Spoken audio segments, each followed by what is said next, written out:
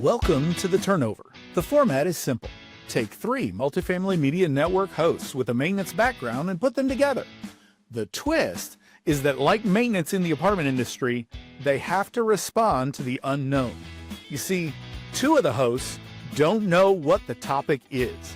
The fun part is there's no limit and you get to listen in. So what ideas are we turning today?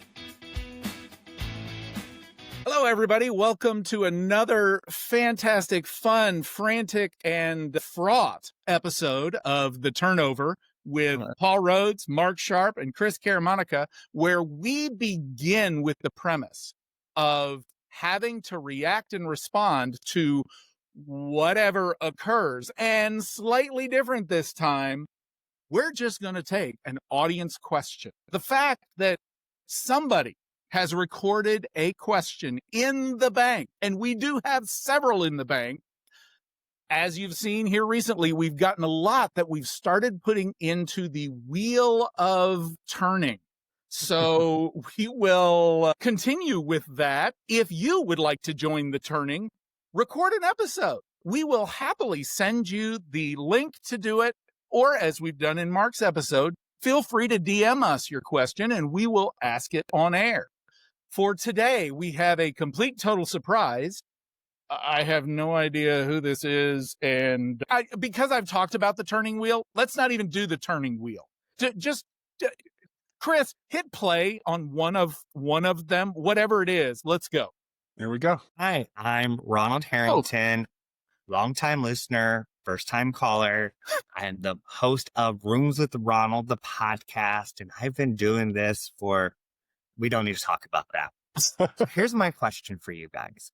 How can we, as a leadership team, break down the walls between maintenance and the office staff? A lot of times I go to properties and there's tension between both of these because sometimes their goals aren't aligned, and there is the leasing team saying maintenance isn't doing anything because they're getting all the phone calls for the work orders, and the maintenance team saying the leasing team aren't showing apartments. They just sit in the office eating bonbons. They don't know what it's like. So how can we take these stereotypes of these 2 departments, bridge the gap, and make for a more effective team? I can't wait to hear your answers. Thanks. I just want to know where the bonbons are coming from, because I would like bonbons. Not in my office. I didn't even know that was a thing. Oh man, bonbons are good. Yes. I think we're focusing on the wrong thing, boys. We're focusing on the wrong thing. Now. The bonbons. But now I need some bonbons. I'm going to be eating bonbons. Yes, I think we need to have. We've got the network has coffee. Maybe we need to go for bonbons next. Yeah, maybe. We got to talk to the network about that. But to that end, Chris, I know you have 1 or 2,000 thoughts on this topic, because you and I have had some rather loud discussions. Mostly you. You are definitely the louder. Yeah. I love what Ronald said there, and thank you, Ronald, for submitting your question. Break down the walls. Walls are something that everybody builds, and they build walls for safety. They build walls for comfort. And I think that's part of it, is that the walls that the office has it's what they know. It's the literal walls of their office. It is sitting behind the computer doing what they know. And outside of those walls are maintenance professionals. They don't see what they're doing. They do not understand what they're doing. And seeing and understanding is really important. And on the flip side, the maintenance professionals do not see or understand what the operations professionals are doing. I've said this story a million times, and I will say it again. I will put it on a t-shirt. I was walking a property one day, and a senior leader who had years of experience in this industry looked at me and said, every time I walk this property, I never see the maintenance team members doing anything. All I see them is walking around. Yes, because they're walking from point A to point B. And this is somebody who's been in their role. Then I had to pause digest what this comment was and explain it to this person, is that you're never going to see them work unless you go to where they work and they're working inside it. You might see them picking up trash. Oh, they're not picking it up fast enough. Or, okay, we can have that argument all day long, but you're not seeing them inside of a unit. You're not seeing what's involved in a turn or a make ready or an empty. Pick your poison, boys. We've heard them all, right? What we call our vacant unit turnovers. You don't see them unclogging the toilet or replacing a fan or doing an HVAC call. On the flip side, our maintenance professionals, they only see one thing: a body behind a computer and or a body behind a computer talking to somebody. That's all they know about what their operational counterparts do. I'm going to pause there because you're right. I have 1,000 thoughts, and I did not finish that last one for cause. There's reason that I did not finish that last one, but I want to open it up. Mark, thoughts? Yeah, we worked on a property and we had this very distinct division across our property, and the property manager and I were great friends. She is my mentor. She is my mentor. She will always be my mentor. And we created something that we called a walk a mile. So we took once a month, we took an office person and a maintenance person and switched. And office person came to work maintenance that day. Maintenance person came to work office that day. They had to wear khakis and a shirt and a tie if it was necessary, or it was the full deal. It was not, you get to wear your maintenance outfit and go, no, anyway. It was a walk a mile. We're going to walk a mile in each other's shoes. And we did this for a year it wasn't like you did it once. It was like, no, when it was your turn for the next, you did it, and you did it again 6 months later, and you did it again. And after that, we all got together and we said, okay, what did we learn?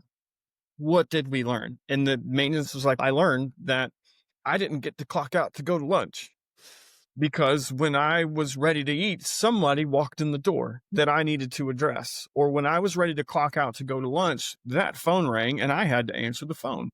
And when it was 5:30 and I was ready to clock out and go home, I couldn't, because somebody called me at 5:15 to make an appointment to go and see that apartment. So I had to stay until 6:15 or 6:30. And it's okay. Would you have known that had you not done a walk a mile? No, because I would have gone to lunch at 12 o'clock. I would have come back at 1 o'clock. And at 5 o'clock, I would have swiped my card and left, or however it is you punch in or punch out. And I wouldn't have cared. When it's okay, cool. Office, what did you learn? So I learned that being in maintenance and going on knocking on someone's door is terrifying, because you have no idea what's on the other side of that door. When you walk in and there's a minor and you can't get in to do the work, how there is work that needs to be done that you can't do. You can't complete that service request. You can't get to that within 24-hour mark that our company sets, because you physically cannot walk inside the apartment. I didn't know how hard it was because at this time we were painting our own 1-bedroom apartments. I decided I would buy ourselves a paint sprayer. So we handled all the 1-bedroom paints. So during the walk a mile, did I make sure that the leasing office was painting you're damn right I did, because I wanted them to understand, okay, we have to lug the paint to the apartment. We have to lug the sprayer up 3 floors. We have to plug it in. Here's your mask. Here's your face shield. Here's what you need. This is how we paint. And it's real. It's real. And I did it too. Even as a supervisor, I still stepped in and did office. Even as the property manager, she still stepped in and did maintenance. So we weren't excluded from this. We did it too. But didn't know this is what you did during the day. I didn't know. I didn't know. I didn't know. And what that did was it gave each other a little more insight into what the other job does. And there was some appreciation that was then generated. And because of that exercise, we became an actual team. People like to throw the word team around because it's what you want. We're a great team. Are you? Do you know what that means? Do you know what the word team means? And I will say this as a feather in my cap a little, but I have been lucky to have been a part of the East Side swim team here in town. We have won 10, the boys team has won 10 straight state champions. The girls team won 9 straight, 7 sorry, I had to count, 7 straight state championships. And they didn't do that because they were too busy fighting with each other. They did that because they were a team. They love each other. They do stuff outside of the pool. They schedule, they do events, they hang out, they become friends. We pair upperclassmen with lowerclassmen so that it isn't a cliquey thing about, oh, I've been here for 10 years and you're just now. No, we pair people so that they get to know each other on a more intimate level. And you start to actually care for that person. So you're not, while swimming is an individual sport, it's also a team sport to a certain point. And you don't win state championships if all you ever care about is yourself. You don't win property championships if all you care about is what happens on the leasing side. You have to be a team. And doing this exercise was great. And I have recommended it and will continue to recommend it for anybody who is ever wanting to learn how to develop that team mentality. You got to play both sides. Yes, I agree with you. And you guys have both said that the same thing that we have in various ways mentioned. There has to be an appreciation of, from the maintenance view, what the office does, and from the office, what maintenance does. But there was one part of what you were discussing, especially with what goes on in your swim team, that I think I think a lot of industries have lost. And that's the fact that we are people, whether you're office, maintenance, vendors, contributors, corporate, whatever label you are, we are people. And that means that, Mark, you have something that goes on outside of your professional life, whether you're paid for it or not, but something that you value. Chris, you have something that's outside your professional life that you value. I do too.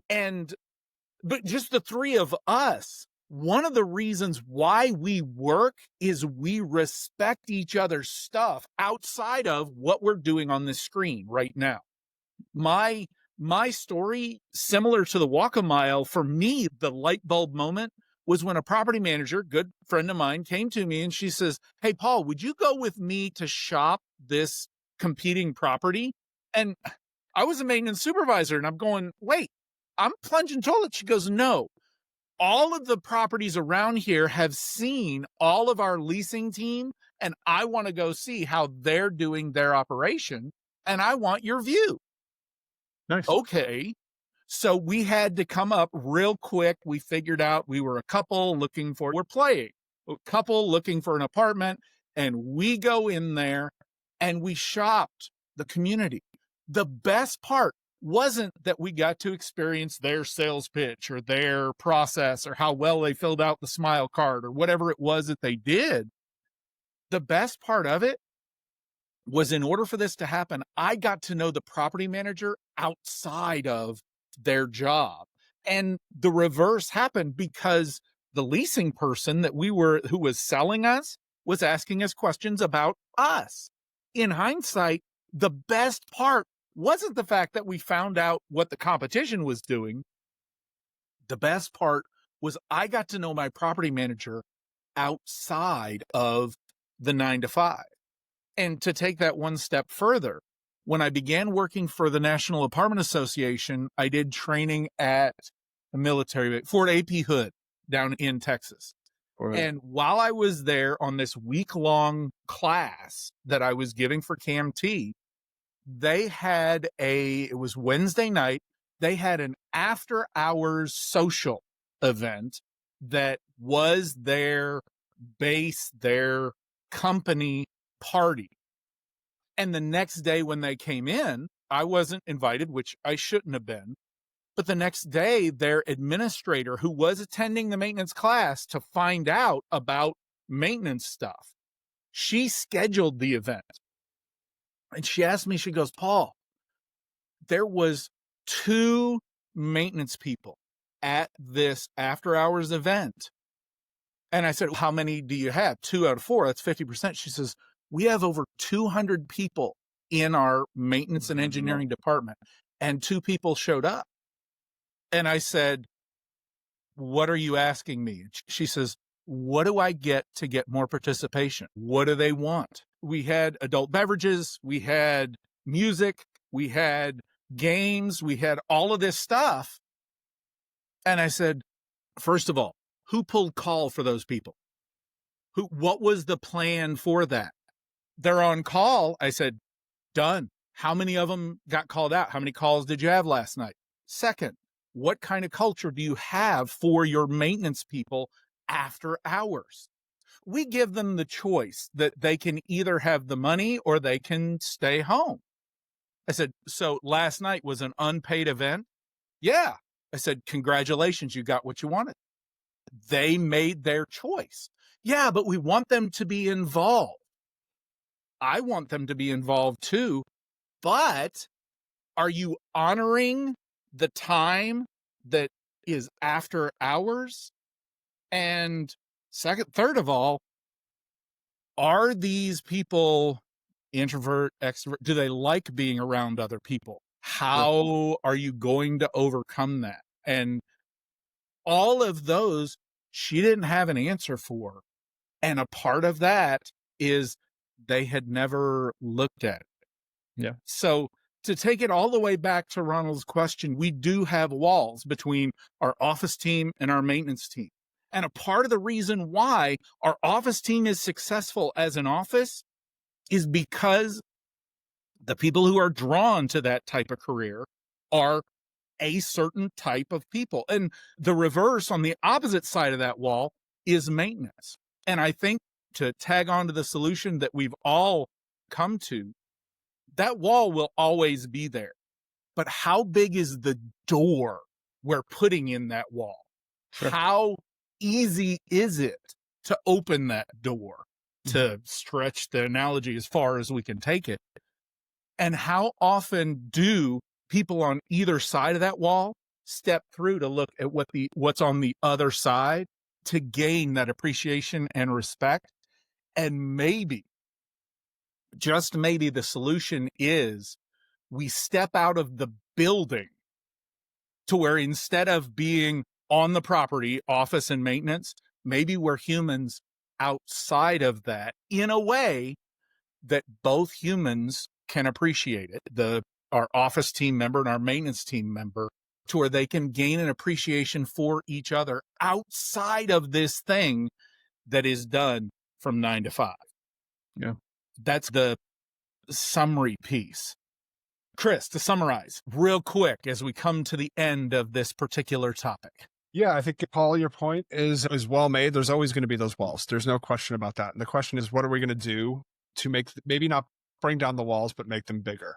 I think, Mark, you covered, I didn't need to say anything further after my comments because you really covered understanding, both from a team aspect. I was more about seeing, right? Yeah. You were really, your story is not just, it's not just always what we see, but we have to understand. And Paul, you really hammered that point home, is you have to meet people where they are. You have to get to know your people, stop the blame game, which is a quick note that I wrote down, and give some grace.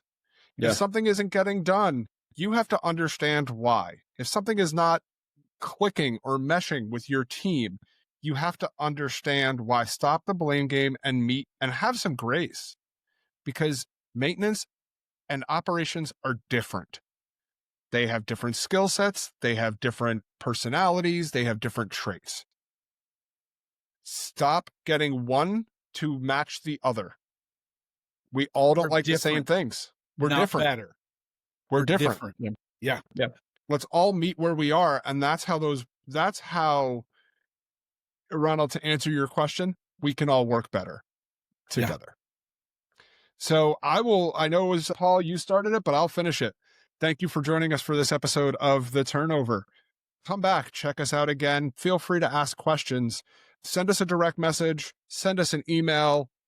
If you want to record a video question like Ronald, we would love to be surprised by the things that you have to ask us, whether they're serious or silly. Nothing is out of bounds here at the Turnover. So thank you all for joining us, and we'll talk to you all next time. See ya. Later. Now it's your opportunity to respond and let us know what we missed. If there's any topics of conversation you'd like us to turn over, head over to multifamilymedianetwork.com and leave us a message.